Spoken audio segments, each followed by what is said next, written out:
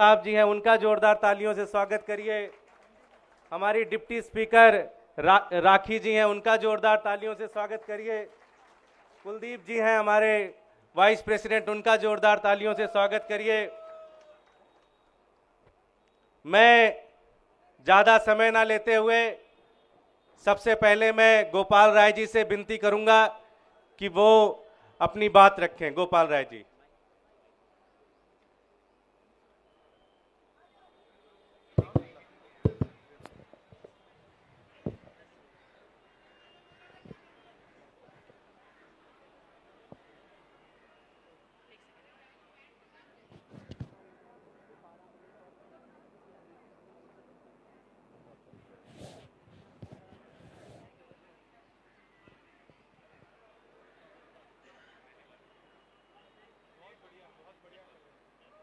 एक बार आज खुशी का दिन है। लंबे इंतजार के बाद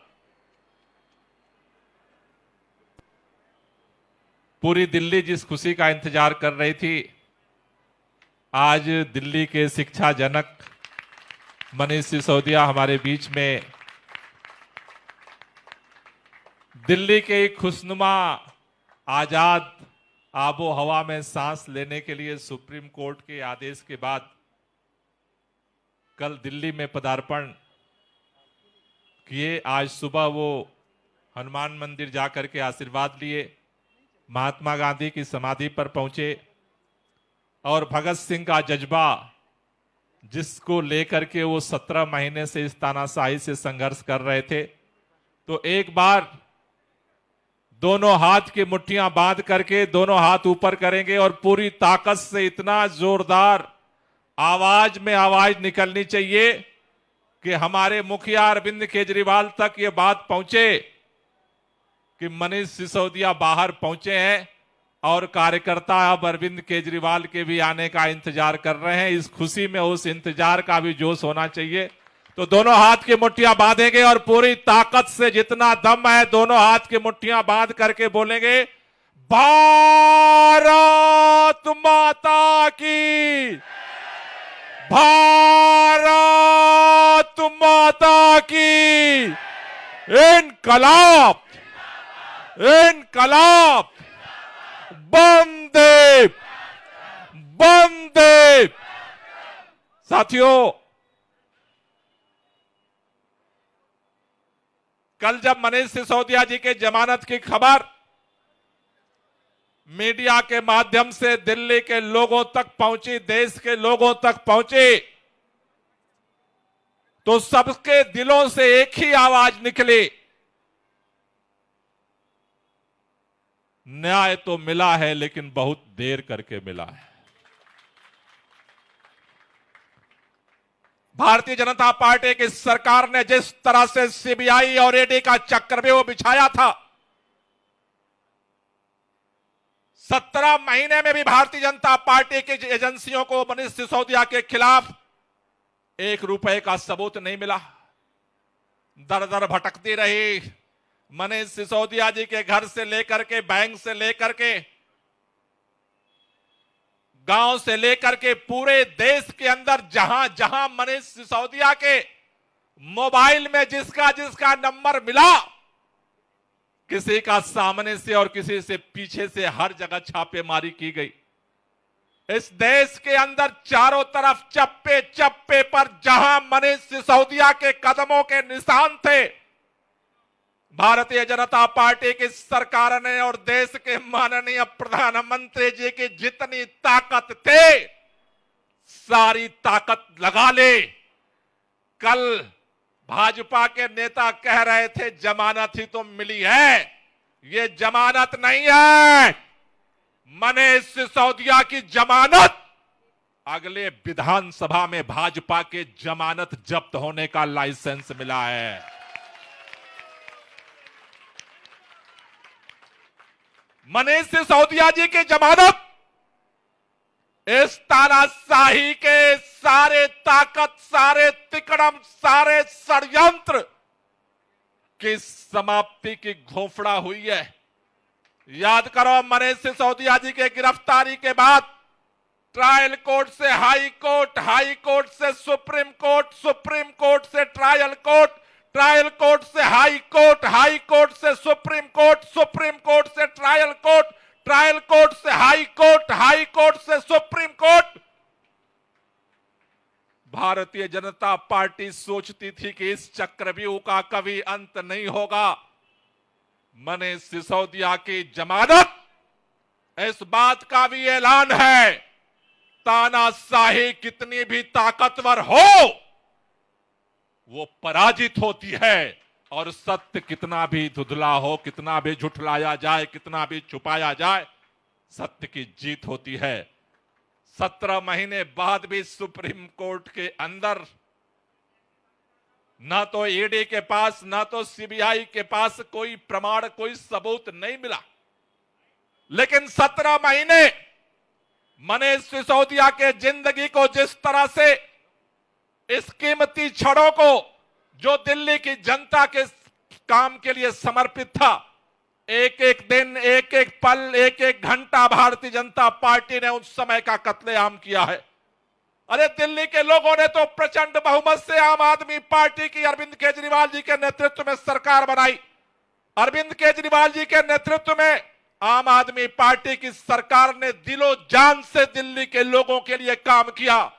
इन सारे षड्यंत्रों के बावजूद, सत्येंद्र जैन जी को जेल में रहने के बावजूद, 17 महीने से मनीष सिसोदिया जी को जेल में रहने के बावजूद, मार्च से अरविंद केजरीवाल के जेल में रहने के बावजूद, 6 महीने संजय सिंह जी को जेल में रहने के बावजूद, मैं भाजपा के लोगों को विनम्रता से चैलेंज देकर कहना चाहता हूं,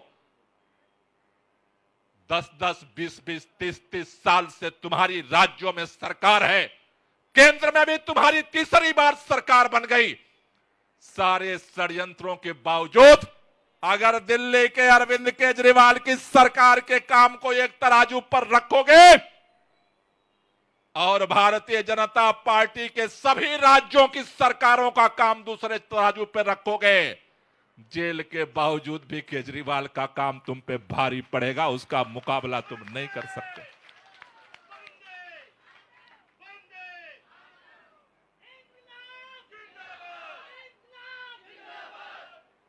ये भारतीय जनता पार्टी के नेता क्या सोचते थे? दिल्ली की सरकार ने एक सबसे बड़ा दर्द इनका क्या है?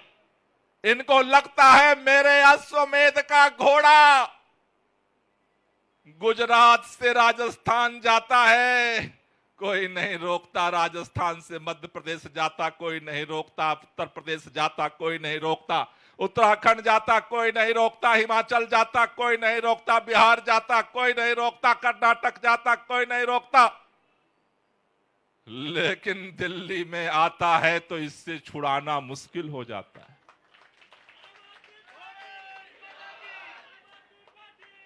सारी ताकत लगा लिया भारतीय जनता पार्टी ने, लेकिन भारतीय जनता पार्टी को इस बात का घमंड था कि 15 साल से एमसीडी में हमारी सरकार है, लेकिन इस बार दिल्ली के लोगों ने वहां से भी विदाई कर दी।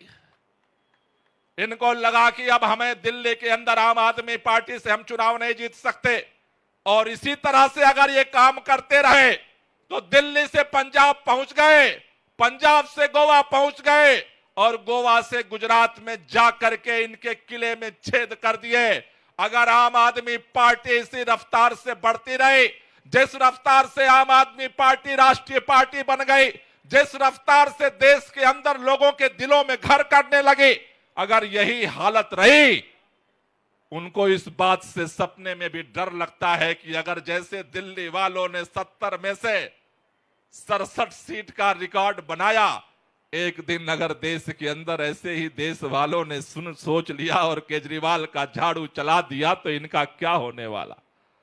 और उसके बाद ये षड्यंत्र शुरू हुआ फर्जी केस बनाने का, नई कहानी बनाने का। एक एक करके पहले सत्येंद्र जैन को इन्होंने उठा करके जेल में डाला, फिर मनीष सिसोदिया जी को जेल में डाला, फिर संजय सिंह जी को जेल में डाला, फिर भी काम नहीं चला तो इन्होंने हमारे मुख्यमंत्री अरविंद केजरीवाल को उठा करके जेल में डाल दिया। ये सोचते क्या थे? ये सोचते थे जैसे शिवसेना को नेताओं पर एफआईआर करके पार्टी तोड़ दिया और नेताओं को सरेंडर करा दिया, जैसे इन्होंने एनसीपी के नेताओं को तोड़ लिया और सरेंडर करा दिया, पार्टी को तोड़ करके छिन्न भिन्न कर दिया, देश के अंदर जगह जगह विधायकों को खरीद लिया, नेताओं को खरीद लिया, सांसदों को खरीद लिया, ये सोचते थे उसी तरह ये आम आदमी पार्टी है, ये सीधे साधे लोग हैं, इनकी क्या औकात है। भारतीय जनता पार्टी के नेता ये सपना देखते थे जेल में जाएंगे और इनको भी अपनी ताकत पर भरोसा हो जाएगा, अपने जो भरोसा है वो टूटेगा और ये पार्टी टूट जाएगी। आप याद करो जब सत्येंद्र जैन जी जेल में गए, हर बड़े बड़े राजनीतिक पंडित घोषणा करने लगे अब पार्टी कैसे चलेगी। फिर मनीष सिसोदिया जेल में गए, बोले पार्टी अब टूट जाएगी।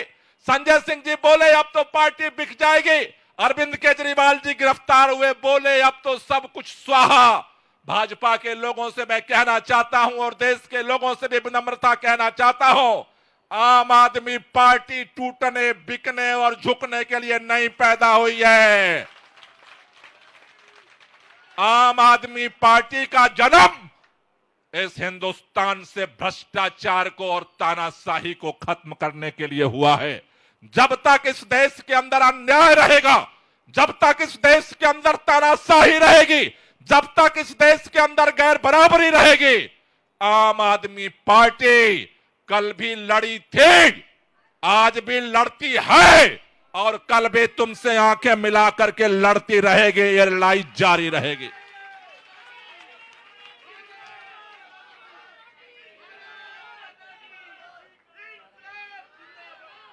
इसलिए मैं एक ही बात कहना चाहता हूं, जब मनीष सिसोदिया जी की गिरफ्तारी हुई, कई लोगों के दिमाग में अंदर दुविधा पैदा हुई, अब क्या होगा, अब पार्षदों का क्या होगा, विधायकों का क्या होगा, कार्यकर्ताओं का क्या होगा।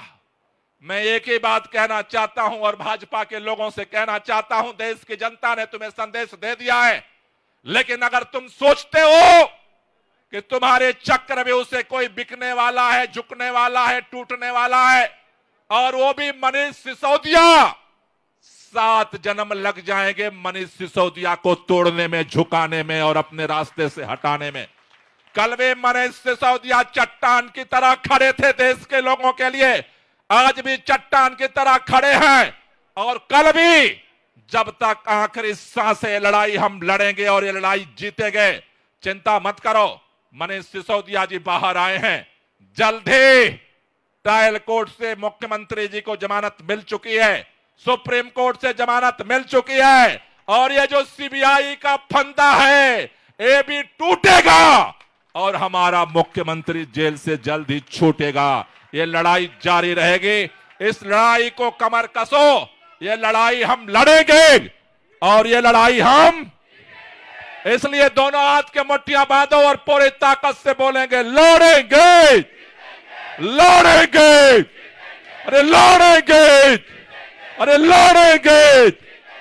भारत माता की। आप सब लोगों का बहुत बहुत शुक्रिया।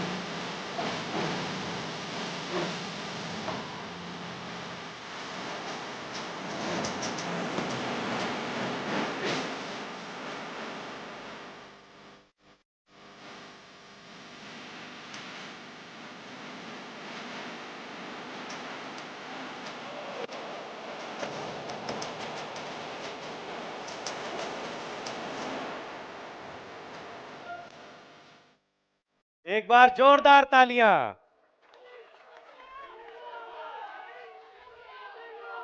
मनीष सिसोदिया, मनीष सिसोदिया, मनीष सिसोदिया, मनीष सिसोदिया, मनीष सिसोदिया, मनीष सिसोदिया।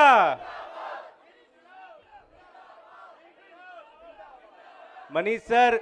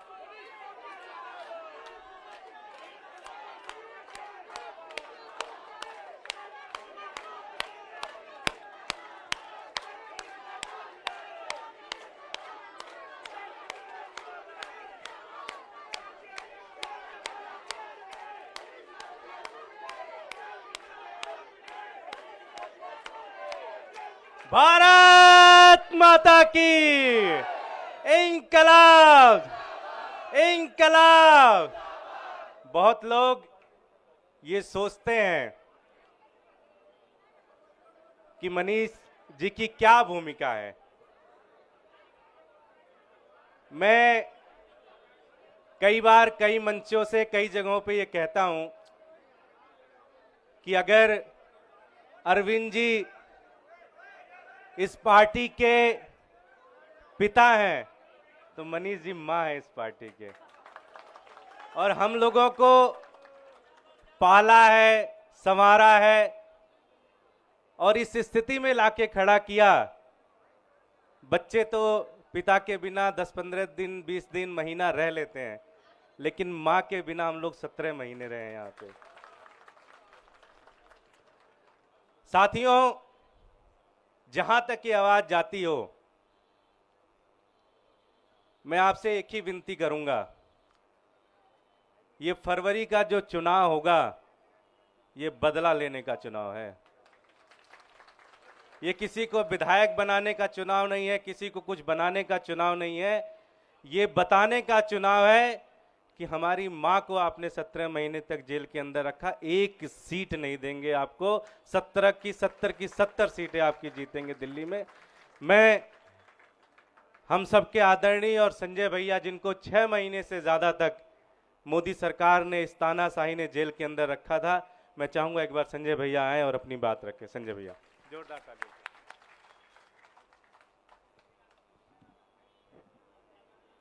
एक बार जोरदार नारा लगाएंगे, भारत माता की। मंच पर आसीन हम सबके भाई, जिन्होंने 17 महीने संघर्ष किया, तपस्या की जेल में रहकर, भाई मनीष सिसोदिया जी, सम्मानित मंच, ज्यादा नाम नहीं लूंगा क्योंकि समय बहुत कम है, आपको मनीष जी को सुनना है। मैं बीजेपी वालों को एक ही सलाह देना चाहता हूं और बार बार ये बात कहना चाहता हूं कि भाजपाइयों, एक बात को समझ लो, नफरत की राजनीति में तुम आगे हो सकते हो, झगड़ा कराने की, दंगे फसाद कराने की राजनीति में तुम आगे हो सकते हो, भाई को भाई से बांटने की राजनीति में तुम आगे हो सकते हो, लेकिन जब लड़ने की बारी आएगी तो हिम्मत मत करना आम आदमी पार्टी से लड़ने की, हिम्मत मत करना आम आदमी पार्टी के कार्यकर्ताओं से टकराने की, क्योंकि तुम उसमें कभी नहीं जीत पाओगे, कभी नहीं जीत पाओगे। हमारी ट्रेनिंग इस संघर्ष की हुई है और तुम लोगों की ट्रेनिंग अंग्रेजों से माफी मांगने की हुई है, देश से गद्दारी की हुई है। तुम्हारे पुरखों ने देश से गद्दारी करने का काम किया है, अंग्रेजों से माफी मांगने का काम किया। इसलिए लड़ने के काम में कभी चुनौती मत देना, कभी आम आदमी पार्टी को नहीं झुका सकते, कभी हमारे नेताओं को नहीं झुका सकते। आपने हमारी पार्टी के मुखिया अरविंद केजरीवाल को जेल में रखा।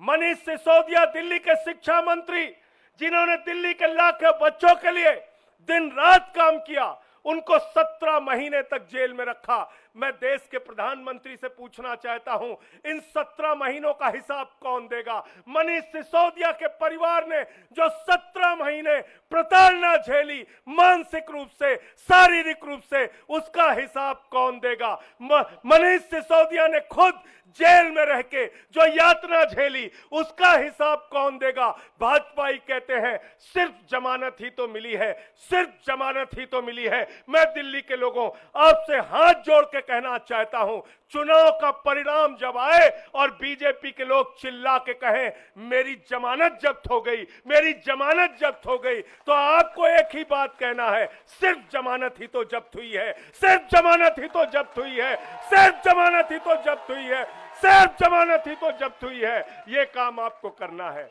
ये काम करना है साथियों। और अगर अरविंद केजरीवाल से प्यार करते हो, मनीष सिसोदिया से प्यार करते हो, सत्येंद्र जैन से प्यार करते हो, इस पार्टी से प्यार करते हो, तो आज ही से जुट जाना और चुनाव के बाद एक एक भाजपाई से मिलकर कहना सिर्फ जमानत ही तो जब्त हुई है, सिर्फ जमानत ही तो जब्त हुई है, सिर्फ जमानत ही तो जब्त हुई है। ये काम आपको करना है। मैं ज्यादा लंबी बात आपसे नहीं करूंगा।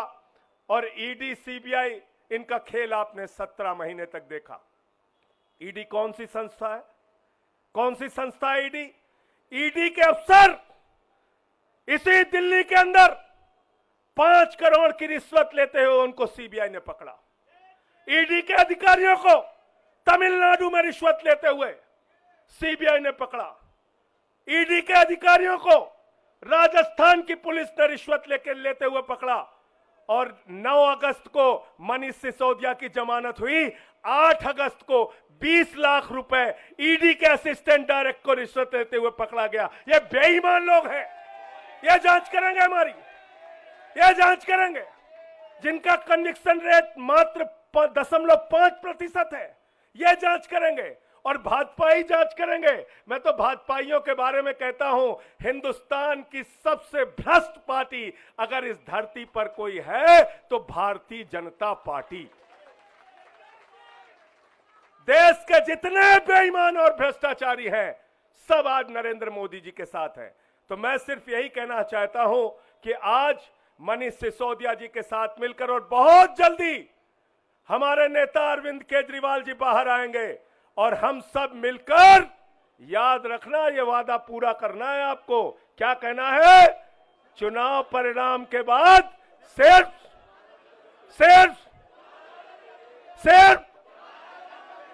जमानत ही तो जब्त हुई है। बहुत बहुत धन्यवाद। मैं अब आप सबके बीच में उस व्यक्ति को बुलाना चाहता हूं जिन्होंने इस देश की राजनीति को बदला है।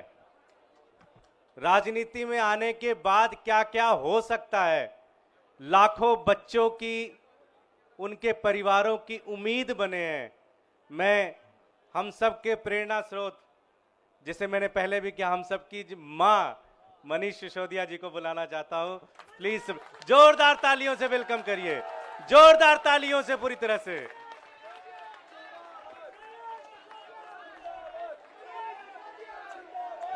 भारत माता की इंकलाब। और वो नारा जिससे ये पिछले 10 साल से खौफ खाते हैं कि अगर देश के दिल में ये नारा बैठ गया है, हाँ, भ्रष्टाचार का एक ही काल, भ्रष्टाचार का एक ही काल। ये ईडी और सीबीआई का ताना बाना इसलिए नहीं बुना गया कि कोई बेईमानी हो गई है। ये ईडी और सीबीआई का ताना बाना इसलिए बुना गया है कि कश्मीर से कन्याकुमारी तक किसी चाय के ढाबे पे भी रुके हुए 10 लोगों से बात करोगे कि केजरीवाल कौन है जानते हो? बोले यार वो दिल्ली में काम बड़ा शानदार कर रहा है, और काम तो कर ही रहा है, ईमानदारी से कर रहा है। केजरीवाल जी का नाम आज ईमानदारी का प्रतीक बन गया पूरे देश में। और भारतीय जनता पार्टी इतनी अपने आप को कहते हैं दुनिया की सबसे बड़ी पार्टी होने के बावजूद एक राज्य में एक उदाहरण नहीं पेश कर पाई कि उस राज्य में काम ईमानदारी से हो रहा है और काम हो रहा है। उस छवि को बिगाड़ने के लिए ये सारा षड्यंत्र, सारे कुचक्र रचे जा रहे हैं, उस अरविंद केजरीवाल जी की ईमानदारी की छवि को बिगाड़ने के लिए। लेकिन जनता जानती है, जनता के दिल के दरवाजे खुले हुए हैं। आप जेल के दरवाजे बंद कर सकते हो, लेकिन जनता के दिल के दरवाजे बंद नहीं कर सकते। जनता के दिलों में आज भी वही नारा गूंज रहा है पिछले 10 साल से। बताइए क्या? भ्रष्टाचार का एक ही काल, भ्रष्टाचार का एक ही काल। और जिनका जिक्र अभी संजय भाई ने किया कि इधर उधर जितने भ्रष्टाचारी थे सबको इकट्ठा करके भारतीय जनता पार्टी बना ली और भारतीय जनता पार्टी बड़ी पार्टी कर ली, उनको भी कहना चाहता हूं कि आपका काल अभी जेल में है, लेकिन ज्यादा दिन तक जेल में नहीं रख पाओगे, आपका काल बाहर आएगा। 17 महीने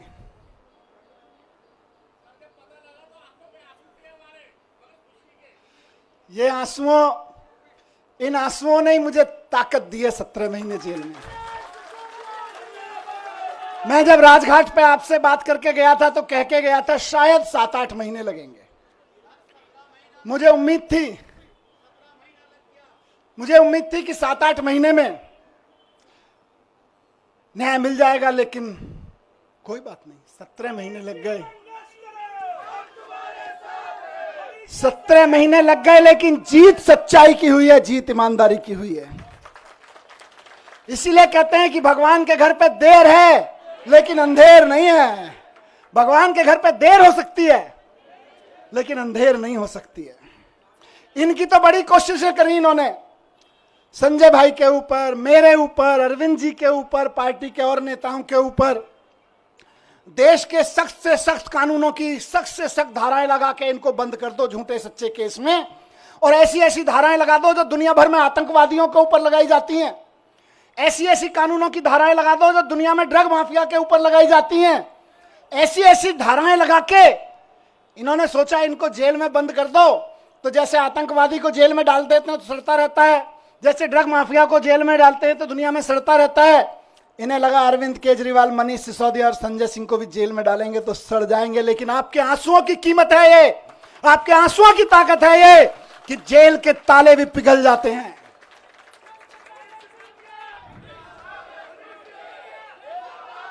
एक ही चीज कहूंगा, कल सुबह मैं बैठा था कि सारी दुनिया की सारी बुरी ताकतें भी इकट्ठी हो जाए ना, तो जो सच्चाई के रास्ते पे चलता है उसका साथ भगवान देता है, उसका साथ भगवान जरूर देता है। और ये आज बजरंगबली की कृपा है कि 17 महीने बाद सही, लेकिन मैं आपके बीच हूं। और अभी गया मैं बजरंगबली के मंदिर में, पंडित जी ने आशीर्वाद दिया। वहां जो पंडित जी मौजूद होते हैं वही बजरंगबली जी के वाणी बोल रहे होते हैं। उन्होंने बजरंगबली जी की वाणी से आशीर्वाद दिया कि विजयी भव, सफल भव। मैंने कहा जी एक ही सफलता का मंत्र है, दिल्ली के एक एक बच्चे के लिए शानदार स्कूल बना के देने हैं, यही हमारी सफलता है।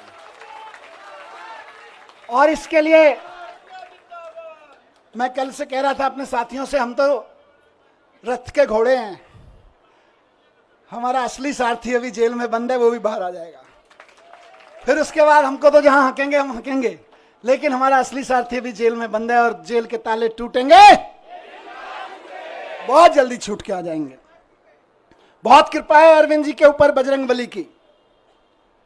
आपको याद है ना, लंबे समय से बहुत सारे लोग साथ हैं, कितने शुगर का पेशेंट होने के बावजूद कितना लंबा लंबा फास्ट किया, केवल बजरंगबली जी की कृपा से। तमाम तरह के आरोप, इतने इतने आरोप लगाए झूठे झूठे, बच गए, निकल के आ गए केवल अरविंद जी बजरंगबली जी की कृपा से। और मैं समझता हूं भगवान की कृपा, बजरंगबली जी की कृपा हम पर कल हुई बाबा साहब के दिए हुए संविधान की बदौलत।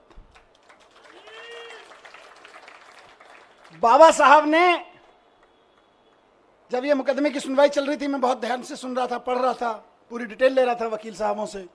बाबा साहब ने 75 साल पहले, करीब 75 साल पहले अंदाजा लगा लिया था कि कभी कभी ऐसा भी होगा, हम लोकतंत्र का संविधान बना रहे हैं, लेकिन कभी कभी ऐसा भी होगा कि इस देश में तानाशाही ताकतें आके आतंकवादियों और ड्रग माफियाओं पर लगाए जाने वाले कानून को आम आदमी के ऊपर लगाएंगे, व्यापारियों के ऊपर लगाएंगे, विपक्षियों के ऊपर लगाएंगे।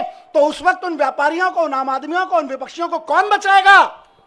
तो बाबा साहब ने पहले ही लाइन जोड़ दी थी, संविधान बचाएगा। यही भगवान की कृपा है। कौन बचाएगा उनको जब तानाशाह सरकार अपना जुल्म करेगी, एजेंसियों का दुरुपयोग, कानूनों का दुरुपयोग करेगी, जेलों का दुरुपयोग करेगी, तो कौन बचाएगा? 75 साल पहले उस महान शख्सियत ने लिख दिया था कि मैं ऐसा संविधान दे रहा हूं कि तुमको संविधान बचाएगा। आज हम संविधान की बदौलत खड़े, संविधान की ताकत से यहां पे खड़े हैं। आज मैं शुक्रगुजार हूं देश के संविधान का, बाबा साहब का, और साथ साथ बहुत विनम्र निवेदन के साथ में माननीय सुप्रीम कोर्ट का, बहुत विनम्र सम्मान के साथ में माननीय सुप्रीम कोर्ट ने संविधान की दी हुई ताकत का इस्तेमाल करते हुए कल तानाशाही को कुचला, तानाशाही को कल गलत ठहराया। और माननीय सुप्रीम कोर्ट के साथ साथ मैं बहुत तहे दिल से शुक्रगुजार हूं उन वकीलों का जो पिछले 1.5 साल से, 17-18 महीने से, और बल्कि उससे पहले से भी पूरी लड़ाई लड़ रहे हैं।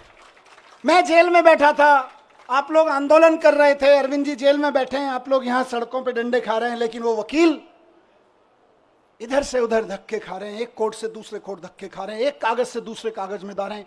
इनकी एक एक साजिशों का, इनकी एक एक चालबाजियों का, इनकी एक एक तिगड़मों का जवाब दे रहे हैं अदालतों में खड़े होकर, इनके एक एक झूठ का पर्दाफाश कर रहे हैं। मेरे लिए तो मैंने कल भी कहा था, भगवान स्वरूप हैं। किसी भी जेल में बंद होने वाले एक व्यक्ति के लिए तो वकील भगवान स्वरूप होता है, और मेरे लिए तो सिंघवी साहब वाकई भगवान स्वरूप हैं। अभिषेक मनु सिंघवी जी, जिन्होंने इस पूरी कानूनी लड़ाई को इस अंजाम तक पहुंचाया, और जल्दी अरविंद जी को भी बाहर लेकर आएंगे। मैं धन्यवाद करता हूं सिंघवी साहब का, मैं धन्यवाद करता हूं दयान कृष्णन साहब का, मैं धन्यवाद करता हूं मोहित माथुर साहब का, जिन्होंने बहुत बेबाकी से अदालतों के सामने ईडी और सीबीआई और भारतीय जनता पार्टी के सच को बेनकाब किया है। और मैं बहुत प्यार के साथ धन्यवाद करता हूं, उनमें से कुछ लोग मेरे उनसे उम्र में छोटे हैं, कुछ बड़े हैं, अपनी आम आदमी पार्टी की लीगल टीम के कुछ वकील साथी, हमारे एमएलएज यहाँ खड़े हैं, साथ साथ में उनको सबको कोऑर्डिनेट करने वाले विवेक भाई इधर शायद नहीं होंगे, किसी विवेक जैन किसी अदालत में इस समय जाके आर्गुमेंट कर रहे होंगे, इरशाद भाई इस समय कहीं किसी अदालत में आर्गुमेंट कर रहे होंगे, कुछ पेपर बना रहे होंगे, और उनके कई साथी यहाँ खड़े मैं देख रहा हूं, अपने सारे साथियों को मैं उनका भी बहुत धन्यवाद करता हूं। रजत, साथ साथ में मैं शुक्रगुजार हूं देश भर में आम आदमी पार्टी के एक एक कार्यकर्ता का, नेताओं का। मैं तो 17 महीने जेल में था, जेल की छोटी सी एक कोठरी थी, इसकी 1/4 सी, इस पूरे स्टेज की 1/4 कोठरी में कोई नहीं। जब मैं गया था तो मैंने, वहाँ के सिपाही वगैरह कहते थे सर बड़े ऊपर से ऐसी हिदायतें वैसी हिदायतें हैं। मैंने कहा आप चिंता मत करो, मैं तो जंतर मंतर पे एक अखबार के साइज पे सो गया था, मुझे कोई दिक्कत नहीं है। मैं तो वहाँ से निकला हूँ जहाँ अरविंद केजरीवाल जी और मैं और संजय भाई बनारस रेलवे स्टेशन के, और जहाँ देश भर में रेलवे स्टेशन में रात को 2 बजे ट्रेन आती थी, तो इतने भी पैसे नहीं थे कि रात को किसी लॉज में रुक जाएं, तो जाके 9 बजे खाना खा के स्टेशन पे ही सो जाते थे अखबार बिछा के। हम तो वहां से भी निकल के आए, हमें तो कोई दिक्कत नहीं है। तो लेकिन हम तो वहां सो रहे थे, लेकिन डंडे कौन खा रहा था?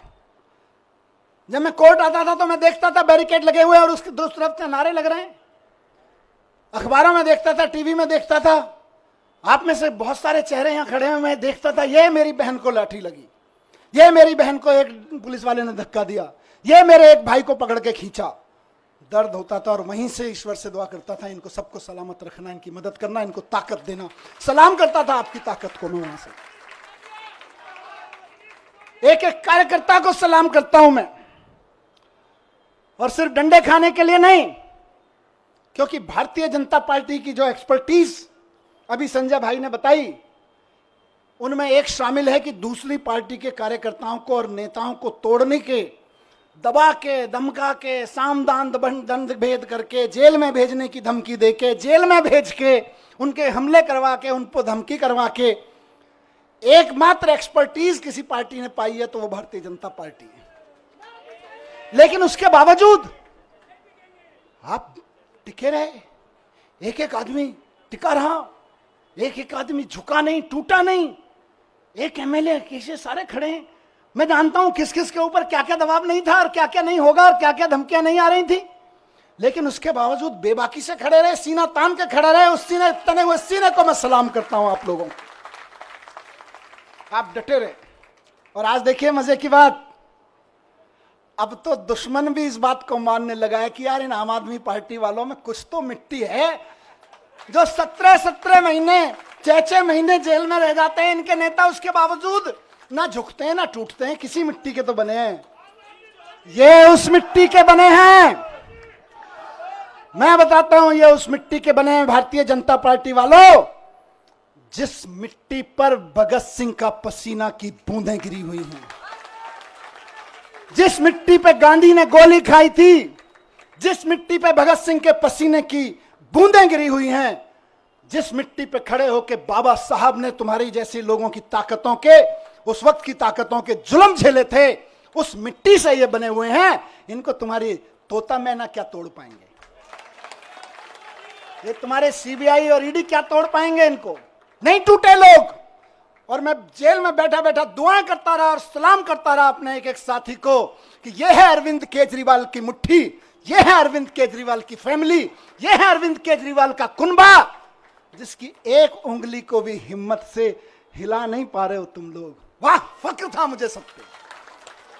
आपने कहा ना कि आप आंसू बहाते थे बाहर, मैं कहता हूं मैं फक्र से सीना चौड़ा करके उस जेल की कोठरी में बैठा होता था अपने एक एक भाई पे के ऊपर और एक एक बहन के ऊपर। यह मेरी ताकत थी। जेल के अंधेरे, मैं कहूंगा कि जेल के अंधेरे में यह ताकत तो होती है कि वो तोड़ तो सकती है, लेकिन जिसके बाहर इतना प्यार, इतनी ताकत, इतना सम्मान। मैं कल से उतरा हूं, मुझे किसी ने बोला मनीष जी 17 महीने बाद आ रहे हो, 2 दिन के लिए रेस्ट पे चले जाना। मैंने कहा यार, जेल के बाहर कदम रखने के बाद पहला हाथ जिस कार्यकर्ता ने पकड़ा था और रात को घर तक जो दूर खड़ा था केवल देख के गया है, वो उम्मीद लगा रहा है कि मेरा मनीष सिसोदिया, मेरा भाई बाहर आ गया है, और मैं कहूं नहीं मैं तो छुट्टी जा रहा हूं यार। नहीं, खून पसीना बहाने के लिए बाहर आया हूं, छुट्टियां मनाने के लिए नहीं। एक एक दिन जो संजय भाई ने नारा दिया है कि इनकी जमानत जब्त कराएंगे, आज से और अभी से लग रहे हैं। और बीजेपी वालों ढूंढते रह जाओगे कहां गई वोटें, कहां गई वोटें। आज से लगना है सबको। जो सुन रहे हैं सोशल मीडिया और मीडिया के माध्यम से, एक एक कार्यकर्ता साथी को कहना चाहता हूं, दिल्ली के एक एक नागरिक को, हरियाणा के एक एक नागरिक को, देश के एक एक नागरिक को कहना चाहता हूं कि इस तानाशाही के खिलाफ तो एक एक आदमी को वोट करना पड़ेगा। सवाल हमारा नहीं है। तानाशाही के खिलाफ ये जो लड़ाई है सिर्फ आम आदमी पार्टी के कार्यकर्ताओं की नहीं है, सिर्फ विपक्ष के पार्टी कार्यकर्ताओं की नहीं है, ये देश के एक एक आम आदमी की है। मैं जेल में था अभी, तो कई सारी खबरें, अखबार पढ़ता था, टीवी देखता था, न्यूज में तो कई सारी खबरें विचलित करती थी। ये विचलित नहीं करता था कि जमानत हुई कि नहीं हुई, इससे कभी मेरे को विचलन नहीं हुआ। मेरे को विचलन किस चीज से होता था? मैं देखता था कि देश के कितने कितने बड़े बड़े व्यापारियों को इन्होंने, 500-600 बड़े बड़े व्यापारियों को इन्होंने झूठे केसेस, सच्चे केसेस, इधर उधर के केसेस में बना के बंद कर दिया गया है। उनका किसी पार्टी वार्टी से भी कोई लेना देना शायद ही होगा। लेकिन आप सोचो कि एक व्यापारी अगर कोई मेहनत से काम कर रहा है और उसके ऊपर क्योंकि उसने चंदा नहीं दिया या उसने आपकी किसी पार्टी के नेता से कोई पंगा ले लिया, आपने उसको उठा के जेल में डाल दिया ईडी के केस लगा के, जो केस आतंकवादियों पे, ड्रग माफियाओं पे लगाए जाते हैं, वैसे वैसे खतरनाक केस लगा के एक व्यापारी अगर जेल में डाल दिया जाता है, उसके पीछे हजारों परिवारों को रोजगार मिल रहा होता है, वो भूखे मरने लगते हैं, उनकी बद्दुआ लगेगी। इनको तानाशाही नहीं है तो क्या है? बात सिर्फ विपक्षी पार्टियों के नेताओं की नहीं है, बात आम आदमी पार्टी के नेताओं की नहीं है। बड़े बड़े व्यापारियों को उठा उठा के जेल में डाले दे रहे हैं, और एक किसी कंपनी का चेयरमैन जेल में चला जाता है, किसी का मालिक जेल में चला जाता है। हजारों हजार लड़के लड़कियां जो वहां नौकरी कर रहे होते हैं, उनके घर में टेंशन हो जाती है, क्या करेंगे, कल को कहां से खाएंगे। आपको समझ में नहीं आता, ये नौकरियां खा रहे हो आप लोग अपने चंदे के धंधे पर। ये तानाशाही नहीं है तो और क्या है। कोई गलत करे तो सजा दो, लेकिन चंदे के धंधे में ईडी का नोटिस भिजवाओ, अपनी एजेंसियों के कानूनी कागज भिजवाओ और उसके बाद उसको अंदर कर दो। ये धंधा तो तानाशाही ही कहा जाएगा भाई। ये भ्रष्टाचार के खिलाफ लड़ाई नहीं है, ये तो तानाशाही है। मुझे बताओ कि 10 साल, अभी थोड़े दिन पहले बहन आतिशी लड़ रही थी उसके लिए, 10,000 शिक्षकों को इन्होंने दिल्ली सरकार के स्कूलों के एक रात में, रात को 2 बजे ऑर्डर पास कराया, ट्रांसफर कर दिया एक रात में। अब किसी का बच्चा आज पढ़ता है स्कूल में 11वीं क्लास में, वो तैयारी करा रहे हैं, गुरुजी टीचर पूरी मेहनत से कि यार इसमें तो आईआईटी में जाने का पोटेंशियल है। कल को टीचर का ऑर्डर मिल रहा है, नहीं नहीं हमने तो 10,000 टीचर्स को इधर से उधर कर दिया है क्योंकि हमें तो ट्रांसफर पोस्टिंग का शौक था, अब तुम भाड़ में जाओ। ये तानाशाही नहीं है तो और क्या है। बात 10,000 टीचर्स की नहीं है, उन लाखों बच्चों की है जिनको वो टीचर्स पढ़ा रहे थे। तुम अपनी अफसरी में, तुम अपनी तानाशाही में 10,000 टीचर्स को एक रात में इधर से उधर उठा के फेंक देते हो। ये तानाशाही नहीं है तो और क्या है। यही तानाशाही है जिसके खिलाफ हमको आवाज उठानी चाहिए। आज दिल्ली में जब सरकार में था उस वक्त दिल्ली जल बोर्ड का नगर निगम चुनाव से पहले पैसा रोक दिया गया था, और आज तक दिल्ली जल बोर्ड का पैसा नहीं दिया गया। फाइनेंस डिपार्टमेंट के अफसरों से इधर उधर से फाइलों पे कुछ कुछ काला पीला करवा के रुकवा रखा है पैसा। इंजीनियर्स परेशान है, इलाके के नाले साफ नहीं हो रहे, सीवर साफ नहीं हो रहे, और वो कह रहे हैं हम तो पैसा नहीं देंगे। 1.5 साल से जल बोर्ड का पैसा नहीं दिया गया, जबकि पैसा बजट में पास किया विधानसभा ने। ये तानाशाही नहीं है तो और क्या है बताइए। तानाशाही सिर्फ आम आदमी पार्टी के नेताओं को गिरफ्तार करने की नहीं है। तानाशाही आपके घर के सामने जो सीवर बह रहा है, उसमें जो अभी ओवरफ्लो हो रहा है, वो भी इसी तानाशाही की वजह से हो रहा है। जो नाली नहीं खुल पा रही है, उसको 1.5 साल से पैसा नहीं मिला ठेकेदार को, वो इंजीनियर रो रहा है बेचारा कि मैं कहां से पेमेंट करूं ठेकेदार को। यह भी इसी तानाशाही की वजह से हो रहा है। आपकी गलियों की नालियां सड़ी हुई हैं इस तानाशाही की वजह से। मैं ही जेल में नहीं हूं, केजरीवाल जी जेल में नहीं है, आप भी नरक में रहने को मजबूर हैं इसी तानाशाही की वजह से, क्योंकि आपके घर के सामने का सीवर फ्लो हो रहा है, 1.5 साल से पेमेंट नहीं हुआ जल बोर्ड का। ये तानाशाही नहीं है तो और क्या है। आज पूरे देश में मैंने कहा विचलित करती थी मुझको इस खबरें। हर रोज कहीं ना कहीं सुप्रीम कोर्ट भी डांट लगा रहा है, उसके बावजूद जनता अपनी सरकार चुनती है, कहीं के राज्यपाल को, कहीं के उपराज्यपाल को कह के जनता की चुनी हुई सरकार के कानून कैंसिल करवा देते हैं। कई महीने तक कानून, कई साल तक कानून पड़े रहते हैं, उनकी पॉलिसी नहीं पास होने देते। ये तानाशाही नहीं है तो और क्या है। नुकसान किसको हो रहा है। नेताओं को तो खाली जेल ही हो रही होगी, असली नुकसान तो जनता का हो रहा है, जिसके लिए पॉलिसी बनाई गई थी, जिसके लिए कोई कानून बनाया गया था। यह तानाशाही है, इस तानाशाही के लिए लड़ना पड़ेगा दोस्तों। और आखिरी बात जो मैं अभी, क्योंकि विचलित करनी है कई सारी चीजें, मैं अभी 2-3 दिन पहले टीवी देख रहा था, और उससे पहले भी देख रहा था टीवी में। 1 साल से टीवी देखा न्यूज पे, और क्या सहारा था, आपकी खबरें, आपकी शक्लें देखने को मिल जाती थी। मैंने देखा कि देश के गांव से एक बहुत प्यारी सी हमारी बेटी निकल के खेलों में देश का परचम लहराती है सारी दुनिया में, और जब वो खड़े होकर कहती है कि आपकी पार्टी के एक अफसर ने, आपके लगाए हुए एक फलाने नेता ने हमें छेड़ा है, तो आप उसको गिरफ्तार तक नहीं करते, और हमारी उस बेटी के ऊपर तरह तरह के सोशल मीडिया ट्रोलिंग और ये सब कराते हो। ये तानाशाही नहीं है तो और क्या है, मुझे बताइए। और तुम्हारे उस, ये बेशर्मी तानाशाही है कि उसको गिरफ्तार तक नहीं किया जाता। इस देश की बेटियां जंतर मंतर पे बैठी रही, खिलाड़ियां, हम और आप सब अपने बच्चों को खिलाड़ी बनाने का सपना देखते हैं। बेटियों को कहते हैं जा बेटी उछाल, लगा छलांग और छा जा फलक पे, और उसको कोई बैठ के वहां पे, इनका चमचा बैठ के उसको छेड़े तो हमें सहन होगा। लेकिन ये तानाशाही है कि उसको गिरफ्तार तक नहीं करते हो तुम। यही तानाशाही है दोस्तों, और उस तानाशाही का चरम स्वरूप हमने देखा कि अब उस बेटी के साथ क्या किया गया। मैं बहुत ज्यादा नहीं कहूंगा उस बारे में, लेकिन सबको पता है किसने किया और क्या किया। आज अगर उसके आंसू बहे हैं तो कुछ तो खेल किया गया है, कुछ तो खेल किया गया है।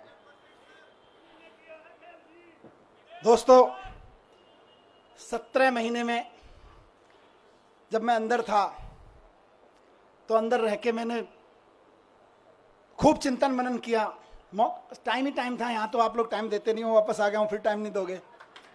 खूब चिंतन मनन किया, अपने ऊपर भी किया, समाज के ऊपर, देश के ऊपर, व्यवस्था के ऊपर, सरकारों के ऊपर खूब अध्ययन किया। मेरे ख्याल से मैंने कम से कम हर 3-4 दिन में एक किताब खत्म कर देता था मैं। और कई लोगों ने भेजी, बाई पोस्ट किताबें भेजी आप में से कई लोगों ने, भाई साहब ये भी पढ़ो, ये भी पढ़ो, ये भी पढ़ो। तो यहाँ वहाँ भी नहीं छोड़ते थे, बोले काम पे लगाए रखेंगे। तो करीब करीब मैं समझता हूँ 300 की किताबें मैंने पढ़ी वहाँ पे। हर 2-3 दिन में एक किताब खत्म हो जाती थी। पर सबसे पहले आपको ध्यान होगा मैं गीता लेके गया था। और गीता लेके गया था तो मेरे दिमाग में ना प्रश्न थे कि यार भगवान, मैं तो स्कूल ही तो बनवा रहा था, मेरे को जेल क्यों भेज दिया? मेरी बीवी की, मेरे बच्चे की क्या गलती थी कि मैं दिल्ली के बच्चों के लिए दिन रात सुबह से शाम एक करके स्कूल बनवा रहा था, उनके लिए अच्छे आईआईटी में चले जाएं, अच्छी नौकरियां लग जाएं। क्या मैंने भगवान से पूछा अंदर आंख बंद करके कि मेरी क्या गलती थी, मैं जेल में क्यों? तो भगवान ने कहा गीता पढ़, पता चल जाएगा। अंदर से आवाज आई और मैंने गीता पढ़ी और मुझे जवाब मिल गया। मेरे मन में जो भी सवाल आया, मैं ऐसा नहीं है कि यहां कोई उसकी बात कर रहा हूं। जब आदमी अंदर जेल में होता है, अकेला बैठता है, तालों में वो शीशों के पीछे बैठता है, तो तरह तरह के सवाल उठते हैं, अंदर बहुत झांकता है। बहुत सवाल उठते थे मन में, और बस भगवान की ऐसी कृपा है कि मेरे मन में जो सवाल उठा और अंदर से आवाज आती थी, इस सवाल का जवाब तुझे कहीं बाहर से नहीं मिलेगा, गीता में मिलेगा, पढ़ ले। खूब गीता पढ़ी और बाद में तो मैंने कम से कम 10 महान लोगों की व्याख्या, कम से कम 10 पढ़ ली होंगी, अलग अलग लोगों की, विनोबा भावे जी की, गांधी जी की, श्री श्री जी की, आचार्य प्रशांत जी की, बहुत लोगों की व्याख्या की हुई गीता मैंने पढ़ डाली, देवदत्त पटनायक की। सब में से पढ़ पढ़ के मुझे बड़े सारे आंसर मिलते चले गए, मुझे अपने सवालों के आंसर मिलते चले गए। खूब गीता पढ़ी मैंने। उसके अलावा मैंने दुनिया भर की एजुकेशन की बुक्स पढ़ी, अमेरिका में, फ्रांस में, जापान में, इंडिया में भी कहाँ एजुकेशन पे क्या काम हुआ, खूब पढ़ा मैं। कम से कम 100-125 बुक्स तो मैंने एजुकेशन के बारे में पढ़ी, दुनिया की एजुकेशन सिस्टम के बारे में। और मैंने एक चीज जानी दोस्तों, और मेरा इरादा और फर्म होता गया, आप और हम तो पहले से ही उस पर यकीन करते हैं, मेरा यकीन वहां पक्का होता गया कि भारत को 2047 तक अगर विकसित राष्ट्र बनाना है तो एक एक बच्चे के लिए शानदार सरकारी स्कूल उपलब्ध कराए बिना कोई रास्ता नहीं है भारत को विकसित राष्ट्र बनाने का। 17 महीने में, उससे पहले कि अपने काम, आप सबके काम और इस अध्ययन चिंतन मनन के बाद लेके लौटा हूं और कुछ दुनिया के बारे में सोच समझ के लौटा हूं कि अगर भारत को विकसित राष्ट्र बनाना है तो देश के एक एक बच्चे के लिए शानदार सरकारी स्कूल, और जहां प्राइवेट है उनकी प्राइवेट स्कूलों की फीस कंट्रोल में रखो। इसके अलावा विकसित राष्ट्र बनाने का कोई राजमार्ग नहीं है, कोई रास्ता नहीं है। और अगर कोई आदमी कहता है कि मैं शिक्षा की बात किए बिना भारत को विकसित राष्ट्र बनाने की बात कर लेता हूं, तो जुमलेबाजी होगा, वो केवल जुमले फेंक रहा होगा, विकसित राष्ट्र नहीं बनेगा।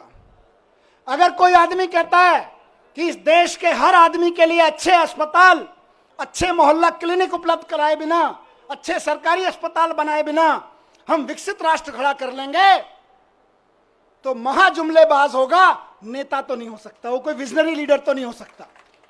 अपनी तानाशाही, जुमलेबाजी की आड़ में तानाशाही का चुनाव जीतने की कोशिश कर रहा होगा, लेकिन नहीं बन सकता। बिना शिक्षा के, बिना स्वास्थ्य के विकसित राष्ट्र बन ही नहीं सकता। दुनिया का कोई राष्ट्र विकसित नहीं बना बिना शिक्षा, बिना स्वास्थ्य और बिना रोजगार पे काम किए हुए। विकसित राष्ट्र की बात हो रही। अब इनको दर्द क्या है? आम आदमी पार्टी ये कर दे रही है। हम नहीं कह रहे, लोग कह रहे हैं कि यार ये बच्चे पढ़ जाएंगे तो अपने आप 2047 का भारत विकसित हो जाएगा। आज ये जो माँ बाप हैं, जो कल आने वाले समय के माँ बाप हैं, ये अगर इनको सबको अच्छे अस्पताल मिल गए, आने वाले बच्चों के लिए अच्छे अस्पताल मिल गए, तो अपने आप भारत विकसित हो जाएगा। ये आम आदमी पार्टी कर दे रही है। दिल्ली में कर दिया, पंजाब में कर दिया, इस भरोसे पे गुजरात में, गोवा में, सब जगह वोटें पड़ने लगी, तब इनको दिक्कत हो रही है। इसीलिए सबको जेल में डालने पर आ गए। फिर से सलाम करता हूं कि इनकी तमाम ताकत के बावजूद, इनकी तमाम साजिशों के बावजूद, बुरे वक्त में चट्टान की तरह से इकट्ठे होकर खड़े रहे आप सब लोग, उस जज्बे को मैं सलाम करता हूं। ये पार्टी की ये लीडरशिप, बीच बीच में लीडरशिप यहां खड़ी है, बैठी है, कई सारे एमएलए साथी, कई सारे सीनियर लीडर्स यहां सब खड़े हैं।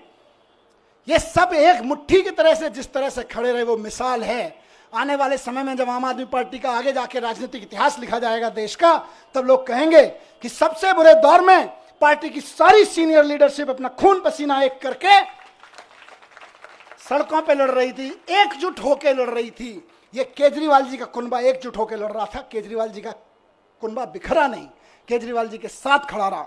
इसी से इनको डर लगता है।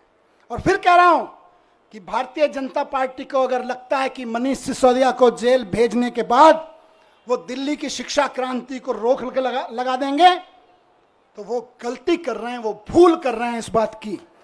दिल्ली के हर गरीब आदमी को, और ये इलेक्शन का ऐलान कर रहा हूं, दिल्ली के हर गरीब आदमी को बेहतरीन शिक्षा देके उसको समाज की मुख्य धारा में लाने का सपना पूरा करने के लिए हम अपनी जान भी दे देंगे। तुम जेल की क्या बात करते हो यार? तुम जेल से डराते हो, हम जान देने के लिए तैयार हैं। बच्चों की एजुकेशन के लिए, नौकरी के लिए और स्वास्थ्य के लिए तो हमारी कई जिंदगियां भी कुर्बान हो जाएं तो कम है यार। आप हमें जेल से डराते हो? नहीं डरेंगे, नहीं डरेंगे आपकी जेलों से। केंद्र कितना भी षड्यंत्र कर ले, 2 करोड़ जनता दिल्ली की, उसके जीवन में खुशहाली लाने के लिए फिर से हम उतरेंगे।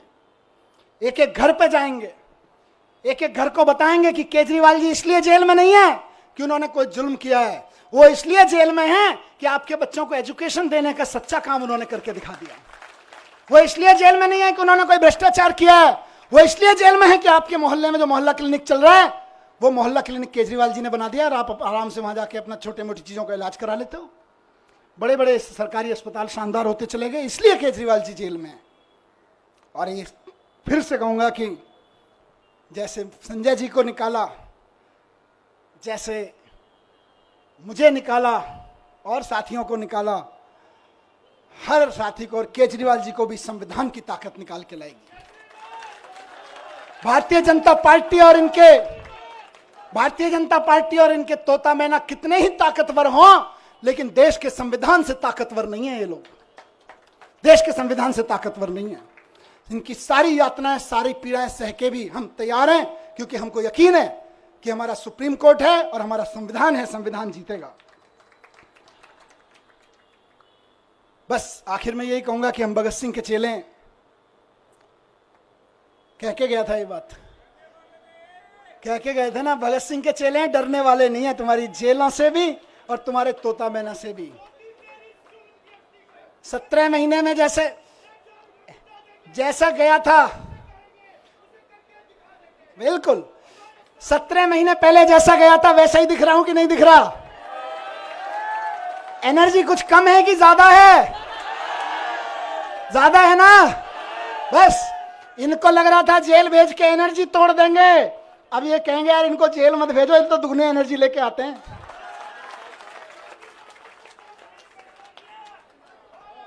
तो दोस्तों आखिर में एक बात कहूंगा और वो इंपॉर्टेंट चीज है। देखिए मैंने सारी बात इसलिए कही क्योंकि तानाशाही की लड़ाई है, और ये तानाशाही मेरे लिए नहीं, अरविंद केजरीवाल जी के लिए नहीं, आम आदमी पार्टी के कार्यकर्ता और नेताओं के लिए नहीं, विपक्ष के पार्टी कार्यकर्ता और नेताओं के लिए नहीं, देश के एक एक आदमी को बचाने के लिए है। इसलिए आज कल जब सुबह बेल का ऑर्डर आया, उससे पहले मैं ऐसे ही टीवी देख रहा था, उसमें 9 अगस्त के बारे में डिटेल चल रहा था, कैसे 9 अगस्त कितना महान दिन है, भारत छोड़ो आंदोलन चलाया था। फिर 10:30 बजे ऑर्डर आ गया बेल का। मैं आंखें बंद की, मैंने भगवान से पूछा ये है क्या? 9 अगस्त भारत छोड़ो के दिन बेल दे रहे हो, चक्कर क्या है? अंदर से आवाज आई कि भारत छोड़ो के दिन इसलिए दे रहे हैं क्योंकि जेल से बाहर निकलो और तानाशाही भारत छोड़ो की आवाज लगाओ। तानाशाही भारत छोड़ो, इस तानाशाही का शिकार हर आम आदमी हो रहा है। तानाशाही भारत छोड़ो की आवाज उठानी पड़ेगी गली गली में, मोहल्ले मोहल्ले में। और हम ये नहीं कह रहे तानाशाहो भारत छोड़ो, हम तानाशाहों के खिलाफ नहीं, हम तानाशाहों को भारत नहीं छुड़वाएंगे। हमने कई देशों में ये मॉडल देख लिए। वो क्या करते हैं कई तानाशाह, वो बड़े बड़े आंकड़े दिखाएंगे, देखो हमारी इकोनॉमी इतने मिलियन ट्रिलियन फिलियन पहुंच गई, जीडीपी फीडीपी के आंकड़े इतने बढ़ गए। उसके बाद आंकड़े दिखाते दिखाते सारे विपक्ष के नेताओं को जेल में डाल देते हैं या उनको देश से बाहर भगा देते हैं, विपक्ष के कार्यकर्ताओं को जेल में ठेल देते हैं। और उसके बाद कहते हैं देखो हम तो चुनाव पे चुनाव जीतते जा रहे हैं, हमारी तो जीडीपी भी बढ़ रही है, हमारी तो ट्रिलियन बिलियन चल रहे हैं। लेकिन हकीकत क्या है, वो कई देशों की जनता ने दिखा चुकी है कि भाई हम तो तानाशाहों को बाहर भगा देते हैं, लेकिन हम भारत हैं, हम विवेकानंद की, गांधी की, नानक की जन्मभूमि है, हम बाबा साहब की जन्मभूमि है। हमारे को जरूरत नहीं है किसी तानाशाह को बाहर भगाने की, हम तो तानाशाही को बाहर भगाएंगे। तो तानाशाही भारत छोड़ो, भारत छोड़ो, भारत छोड़ो, तानाशाही भारत छोड़ो, भारत छोड़ो, भारत छोड़ो, तानाशाही भारत छोड़ो, भारत छोड़ो, भारत छोड़ो। तानाशाही आज हमारे और आपके जीवन के लिए, एक आम आदमी के जीवन के लिए खतरा बन गई है, इसको छुड़वाना पड़ेगा। ये संविधान के लिए खतरा बन गई है, हमारे सामाजिक ताने बाने के लिए खतरा बन गई है, हमारी बहनों के लिए खतरा बन गई है, हमारे खिलाड़ियों के लिए, हमारे व्यापारियों के लिए खतरा बन गई है। इससे लड़ना पड़ेगा। और एक चीज कहूंगा यहां से, विपक्ष के लिए भी और इनकी सत्ता में बैठे नए नए साथियों के लिए भी जो इनके साथ नए नए गए हैं, इस तानाशाही से अगर लड़ना है तो एकजुट होकर लड़ना पड़ेगा। ये ना सोचें कि आज आम आदमी पार्टी के कार्यकर्ता और नेता जेल में हैं, कल नंबर आपका भी आएगा, कल नंबर उनका भी आएगा जो दूसरे पक्ष में बैठे हैं या इधर के पक्ष में बैठे हैं, कल नंबर उनका भी आएगा जो इधर नए नए गए हैं कि हम तो इनके साथ हैं। एनडीए के साथियों को भी कहना चाहता हूं, उनके साथ जो गए हैं, और इंडिया गठबंधन के भी एक एक आदमी को और बाकी सब पार्टियों के साथियों को कहना चाहता हूं, पार्टी की जिंदगी के लिए नहीं, नेताओं की जिंदगी के लिए नहीं, देश के लिए इकट्ठा होकर लड़ना पड़ेगा, देश के लिए इकट्ठा होकर लड़ना पड़ेगा। और आज कह रहा हूं इस मंच से कि अगर देश के पूरे विपक्ष के नेता पूरी ताकत से एक बार हुंकार भर देंगे तो आज देश में वो माहौल है कि अरविंद केजरीवाल जी 24 घंटे के अंदर बाहर आ जाएंगे। अगर देश के विपक्ष के नेता एकजुट होकर हुंकार भर देंगे तो केजरीवाल जी केवल और केवल 24 घंटे के अंदर जेल से बाहर आ जाएंगे। मैं आज लिख के दे रहा हूं आपको, लेकिन इकट्ठे होकर करना पड़ेगा। ये मत सोचिए अभी तो केजरीवाल जी गए, जब हम पे आएगी तो देखेंगे, नहीं, सब पे आई हुई है।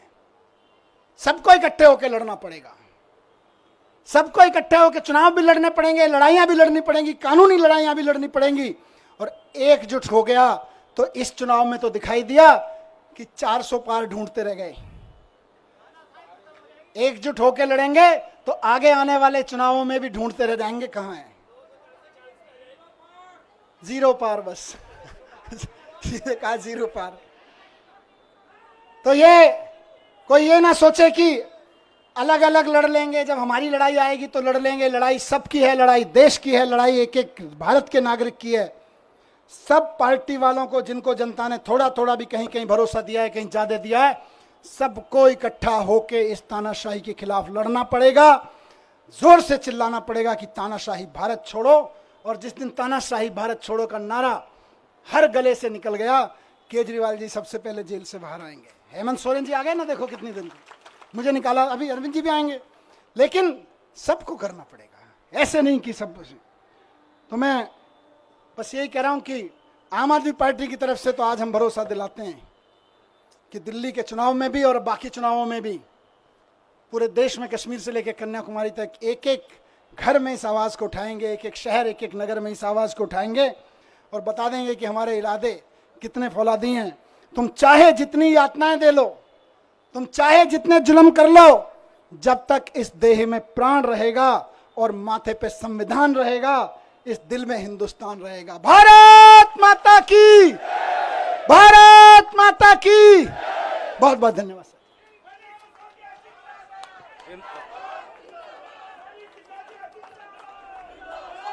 सभी लोग राष्ट्रगान के